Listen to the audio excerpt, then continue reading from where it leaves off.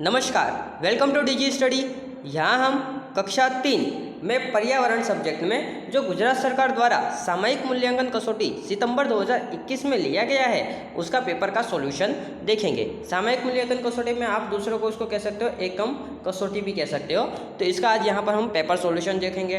तो देखिए, यहाँ पर प्रश्न नंबर 1 हम लोगों को कुछ दिया गया है कि नीचे दिए गए प्रश्न के उत्तर हमें 1-2 वाक्यों में लिखने हैं। तो देखिए, हम लोग ने यहाँ पर क्या किया है कि जो प्रश्न लिखा उसके सामने उसका सॉल्यूशन भी दे दिया है। आप हमारे ये सॉल्यूशन वीडियो को पॉज करके देख सकते हैं। देखिए, तो हमारा पहला प्रश्न क्या है कि आपके परिवार में कौन कौन है।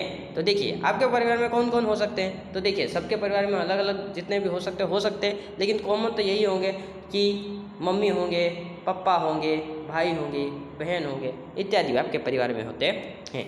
उसी प्रकार से अगला जो सवाल है उसका हमारा इस तरह से है कि आप आपके घर में कौन कौन से काम में सहायता करते हैं।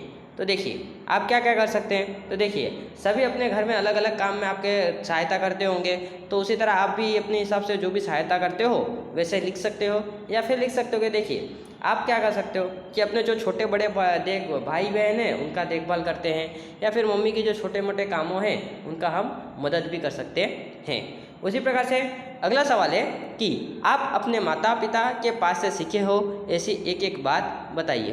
तो देखिए, आपने जो अपने माता के साथ सीखा है वो भी बातें बतानी है, और पिता से जो सीखे हैं वो भी बातें बतानी है। तो देखिए, आप माता और पिता से क्या क्या सीख सकते हो। तो देखिए, हमारे मम्मी पापा हमें क्या क्या सिखाते हैं। तो जैसे कि हमें अपने से बड़े हैं उनका सम्मान करना चाहिए, उसी तरह बड़ों का आदर करना चाहिए। उसी प्रकार से जो भी हो तो अपना कार्य हो सके तो स्वयं करना चाहिए। उसी प्रकार से हमें हमेशा सच बोलना चाहिए, लोगों की हमेशा मदद करनी चाहिए। ऐसे अच्छे विचार ही हमारे माता पिता हमें सिखाते हैं। उसी प्रकार से बात करें तो प्रश्न नंबर 2 की। तो चलिए, प्रश्न नंबर 2 क्या है कि किस व्यक्ति को कौन सा भोजन देना चाहिए। तो देखिए, जब 2 मास का बच्चा हो तो उसे आप क्या दोगे। तो देखिए, 2 मास का बच्चा है तो देखिए 2 मास के बच्चे तो खाली दूध ही पी पाते हैं, तो उसे हमें दूध देना चाहिए।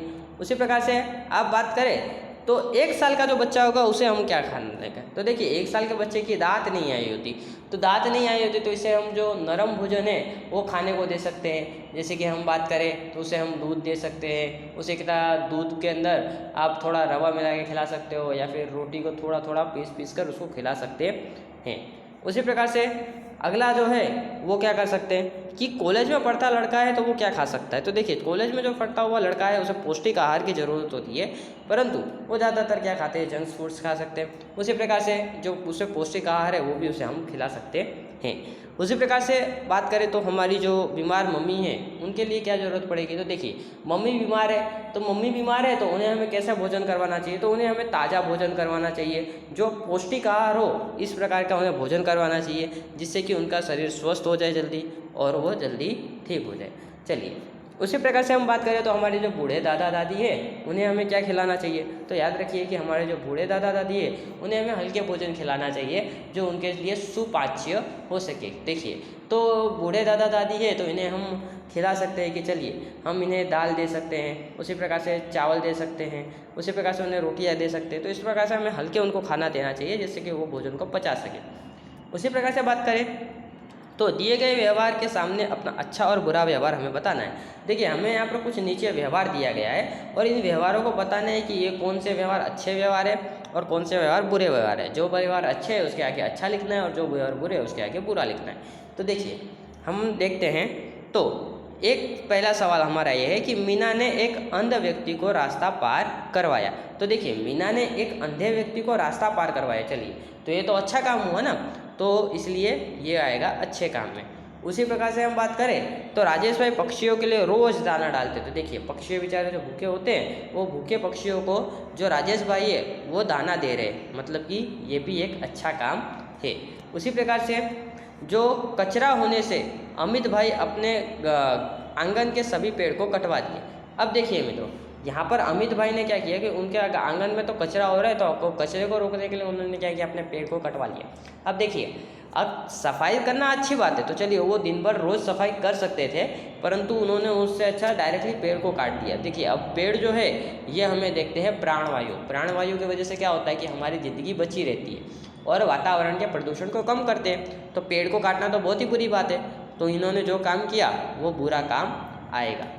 उसी प्रकार से बात करें तो जेमिन है वो उसके दादा को समाचार पत्र पढ़कर सुनाने से मना कर देता है। तो देखिए ये भी एक बहुत ही बुरा व्यवहार है। देखिए जब भी आपके बड़े कोई आपसे कुछ करने को कहे तो उन्हें हमें कभी मना नहीं करना चाहिए, उनका सभी बातों का हमें सम्मान करना चाहिए। जो कार्य करने को कहे वो कार्य हमें करना चाहिए। जेमिन क्या कर रहा है कि उनके दादाजी की बात का अवज्ञा कर रहा है, जो बहुत ही बुरी बात है।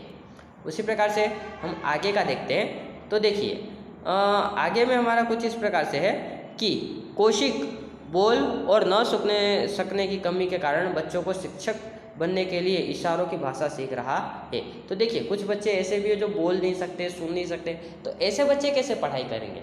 तो देखिए ऐसे बच्चों के लिए जो इशारों से शिक्षा होती है वो शिक्षक बनने का सीख रहा है कौशिक। तो इससे जो बोल नहीं सकते, सुन नहीं सकते, वो बच्चे भी पढ़ाई कर सकेंगे, कुछ सीख सकेंगे, आगे बढ़ सकेंगे, उनका विकास हो पाएगा। तो ये बहुत ही अच्छा काम है, तो इसे हम कहेंगे अच्छे काम है। उसी प्रकार से हमें क्या करना है कि हमें सही जोड़े में ना लिए। तो देखिए मामा कौन होते हैं। तो देखिए आपके जो मामा होंगे वो कौन होंगे। तो देखिए वो होते हैं मम्मी के भाई। जो आपके मम्मी होती है, मम्मी के जो भैया होंगे वही आपके मामा होंगे। उसी प्रकार से बात करें तो चाचा की। तो देखिए चाचा आप किसे बोलोगे, तो जो पप्पा के भाई होते हैं वो होते हैं चाचा। तो आपके जो पिताजी के भाई होंगे वो होंगे चाचा। उसी प्रकार से दादा। तो देखिए जो दादा है वो होते हैं पिताजी के पिताजी।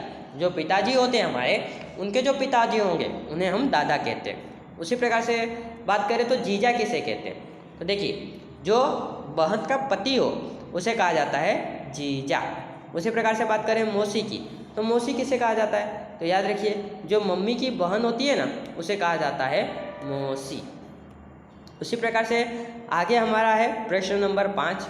इसमें दिया है कि अनाज में से बना सके ऐसे एक एक पकवान के हमें नाम लिखने हैं। हमें यहाँ पर सब के सब दिए गए अनाज है और इन अनाजों में से कौन कौन से पकवान बन सकते हैं उनके हमें नाम लिखने हैं। तो देखिए सबसे पहले बात करते हैं गेहूँ की। तो चलिए गेहूँ से हम क्या क्या बना सकते हैं। तो देखिए गेहूँ से हम रोटी बना सकते हैं, ब्रेड बना सकते हैं, बिस्किट बना सकते हैं, ये सब वस्तुएं बना सकते हैं। इनमें से हमें एक वस्तु का नाम लिखना रहेगा। उसी प्रकार से बात किया गया चावल से। तो देखिए चावल से क्या बनाया जा सकता है, तो इडली बनाया जा सकता है। उसी प्रकार से बात किया गया चना से। तो चलो चने से हम क्या क्या बना सकते हैं। तो चने की हम लोग चटपटी बना सकते हैं या फिर उसकी हम सब्जी भी बना सकते हैं।